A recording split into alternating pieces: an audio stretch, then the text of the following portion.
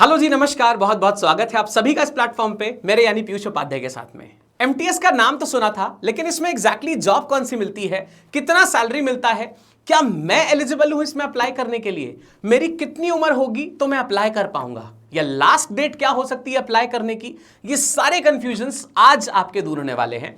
इसका नोटिफिकेशन कब आने वाला है ये भी बहुत ज्यादा चर्चा में है। तो आज कंप्लीट इंफॉर्मेशन देने वाला हूं आपको ये मल्टीटास्किंग स्टाफ या एमटीएस एग्जाम के बारे में। अगर आप चैनल पे नए हैं तो सब्सक्राइब बटन पे जरूर क्लिक करिए, क्योंकि ऐसी इंपॉर्टेंट इंफॉर्मेशन हम रेगुलरली आपके साथ शेयर करते रहते हैं। तो चलिए जानते हैं एमटीएस एग्जाम के बारे में कि कैसे ये स्पेशल है और क्यों ये पॉपुलर है बहुत ज्यादा स्टूडेंट्स के बीच में। तो सबसे पहली बात है यहां पे शुरू जो वो है इसके फुल फॉर्म से, मल्टीटास्किंग स्टाफ इसको बोलते हैं। मल्टी मतलब बहुत सारे, टास्किंग यानी कि जो भी काम हो सकते हैं उनको करने वाला जो स्टाफ होता है इसको मल्टीटास्किंग स्टाफ बोला जाता है। अब इसके अंदर बहुत सारी जॉब रोल्स आते हैं, लेकिन सबसे पहले बात किया जाएगा कि किस ग्रुप की जॉब है। तो ये ग्रुप सी वाली है। देखिएगा, जो गवर्नमेंट सेक्टर की जो जॉब्स होती हैं उनको ग्रुप्स में बांटा गया है। जैसे ग्रुप ए वाले होते हैं एकदम हाई वाइट कॉलर जॉब्स होती हैं, फिर ग्रुप बी वाले ऑफिसर्स होते हैं जो एसएससी के थ्रू हायरिंग होती है, फिर आता है ग्रुप सी वाला जिसमें फिलहाल हम एमटीएस यानी मल्टीटास्किंग स्टाफ वालों की बात करने वाले हैं। फिर इसके बाद में ग्रुप डी वाले आते हैं, ऐसे करके ग्रुप्स में ये बटा होता है। तो फिलहाल आज हम बात करने वाले हैं ग्रुप सी वाली जो जॉब्स हैं यानी कि एमटीएस की। अब इसमें जो जॉब्स होती हैं ये नॉन गेजेटेड होती हैं, नॉन मिनिस्ट्रियल पोस्ट होती हैं, वेरियस मिनिस्ट्रीज में होती हैं, डिपार्टमेंट्स होती हैं, और ऑफिसेस सेंट्रल गवर्नमेंट के जो होते हैं इनमें, यानी जो सेंटर की जॉब होती है ये वो होती है, स्टेट जॉब्स नहीं होती हैं ये। फिर बात करा जाए कि जो एमटीएस है इसमें क्या क्या पोस्ट्स हो सकती हैं, तो इसको दो कैटेगरीज में बेटा डिवाइड किया गया है। पहला है मल्टीटास्किंग स्टाफ नॉन टेक्निकल। ये नॉन टेक्निकल वाला जो इनका कैटेगरी है ये है पहला कैटेगरी। इसमें जनरल ऑफिस वर्क के लिए आपको हायर किया जाता है, मतलब जो ऑफिस के नॉर्मल काम होते हैं उनके लिए।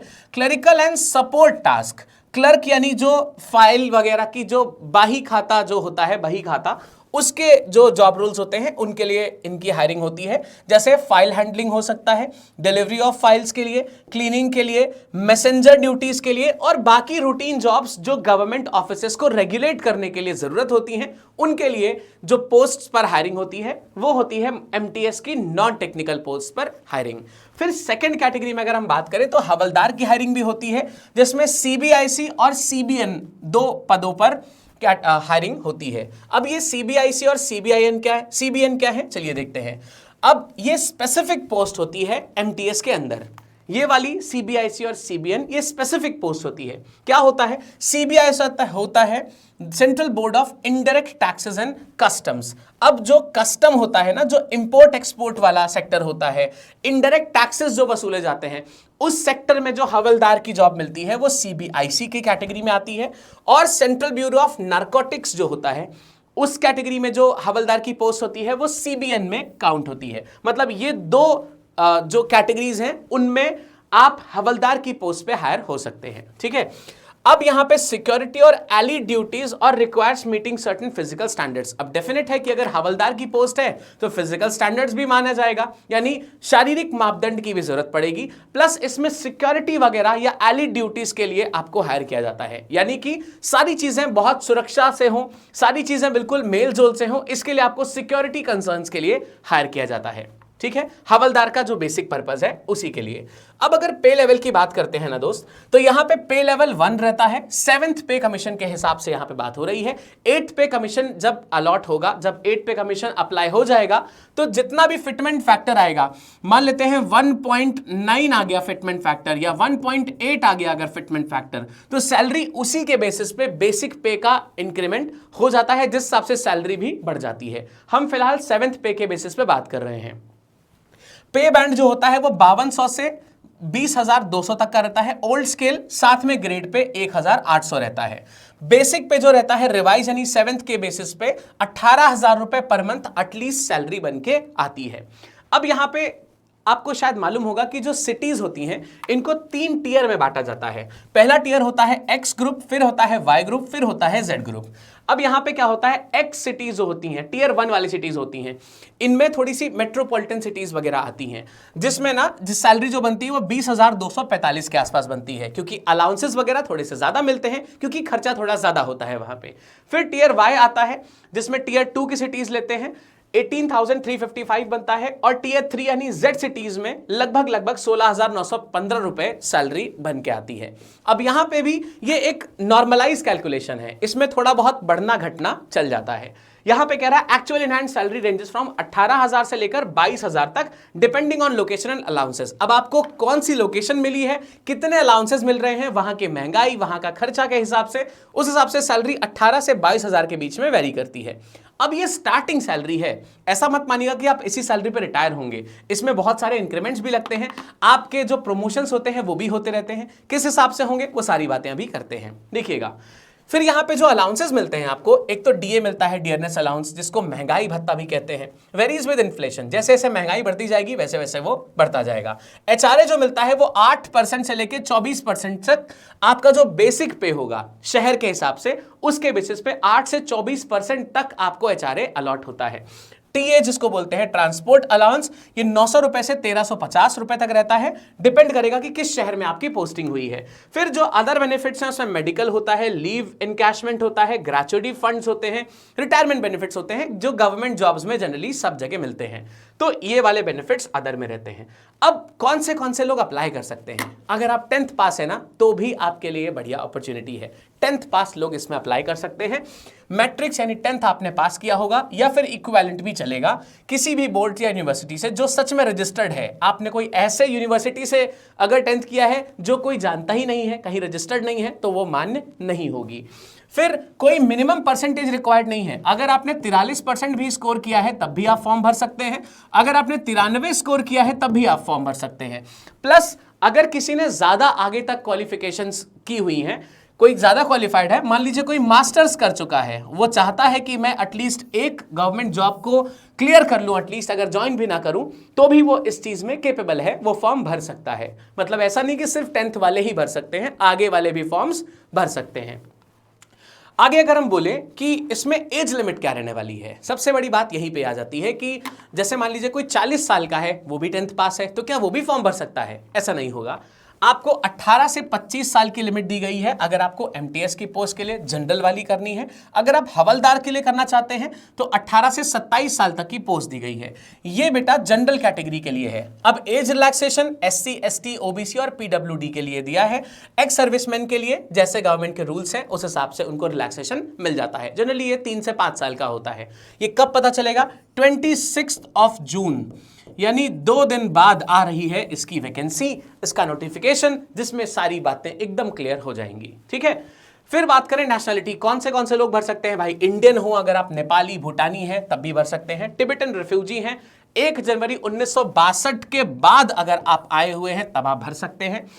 उसके पहले अगर आप आए हैं तब भर सकते हैं, उसके बाद आए होंगे तब नहीं पॉसिबल है।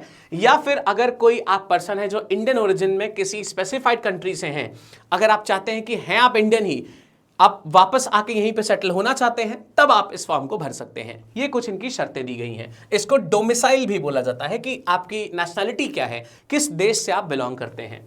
फिर बात करेंगे इसका प्रमोशन क्या है। अब आपने सोचा होगा कि सर शायद 22,000 ही हमारी सैलरी रह जाएगी, ऐसा बिल्कुल भी नहीं है। अब जब प्रमोशन होता है तो सिर्फ पोस्ट का ही प्रमोशन नहीं होता है, इसके साथ ही साथ आपकी सैलरी का भी प्रमोशन होता रहता है और एक बढ़िया अमाउंट या एक हैंडसम सैलरी आपको मिलने लग जाती है। देखिएगा, सबसे पहले आप मल्टीटास्किंग स्टाफ में एडमिट हुए, आप यहां पे आपने ज्वाइनिंग करी, फिर आप एलडीसी बन जाएंगे जिसको लोअर डिवीजन क्लर्क कहा जाता है। ठीक है, यहां पे भी आप क्लर्क टाइप का ही जॉब कर सकते हैं, लेकिन फिर आप लोअर डिवीजन क्लर्क बन जाएंगे। उसके बाद में आप अपर डिवीजन क्लर्क बन जाएंगे और इसके बाद में आप क्या बन जाएंगे? असिस्टेंट बन जाएंगे एंड देन आप सेक्शन ऑफिसर, जिसको एसओ कहा जाता है।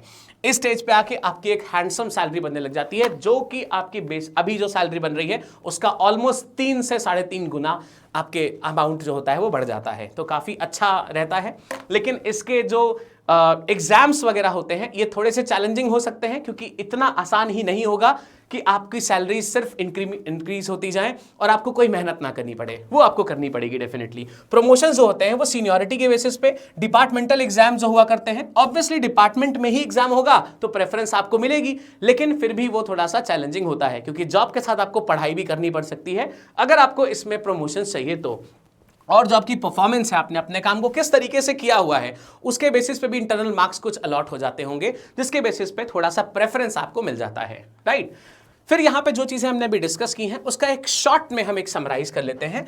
फुल फॉर्म्स हमने एमटीएस के देखे पहले, पोस्ट इसमें एमटीएस नॉन टेक्निकल और हवलदार की निकलती हैं बेटा, जो ऑलरेडी आपको बता चुका हूं मैं। एमटीएस में नॉन टेक्निकल में ऑफिस वाले काम होते हैं और हवलदार में जो हमने बात किया था 2 कैटेगरीज, उनमें सीबीआईसी और सीबीएन में आपको हवलदार की पोस्ट मिल जाती है। सैलरी 18,000 से लेकर 22,000 रुपए तक की बेसिक मतलब पे रहता है आपका इन हैंड अलाउंसेस के साथ में, जो काफी आगे तक बढ़ सकता है विद प्रमोशंस, ये ध्यान रखिएगा। क्वालिफिकेशंस में आपने 10th पास किया है तो भी आप भर सकते हैं, आगे आपने जितनी भी क्वालिफिकेशन की होगी वो चलेगा। एज लिमिट 18 से 25 एक बेसिक है जो एमटीएस के लिए है, बाकी हवलदार के लिए 18 से 27 साल रहने वाली है। नेशनलिटी में आप Indian, Nepalese, भूटानीज, Tibetan, refugee person या इंडियन ओरिजिन के अगर हैं तब भी आप इसको भर सकते हैं, लेकिन परमानेंट सेटलमेंट अगर आपको यहां पे करना है तभी। फिर करियर ग्रोथ में क्या होता है, एमटीएस बनेंगे, फिर लोअर डिवीजन क्लर्क पे आएंगे, फिर अपर डिवीजन पे आएंगे, फिर असिस्टेंट बन जाएंगे एंड देन आप सेक्शन ऑफिसर बन जाएंगे, जिस टाइम तक आते आते आपकी सैलरी 3 से 3.5 गुना तक पहुंच जाती है, डिपेंडिंग कि आपने किस सिटी में वो लिया हुआ है, किस सिटी में आपका प्रमोशन हो रहा है। तो जो अलाउंसेस होते हैं वो उसी बेसिस से बढ़ते जाते हैं या उसी बेसिस से आपको अलॉट होते रहते हैं, ठीक है। तो ये चीज थोड़ी सी वेरी करती है।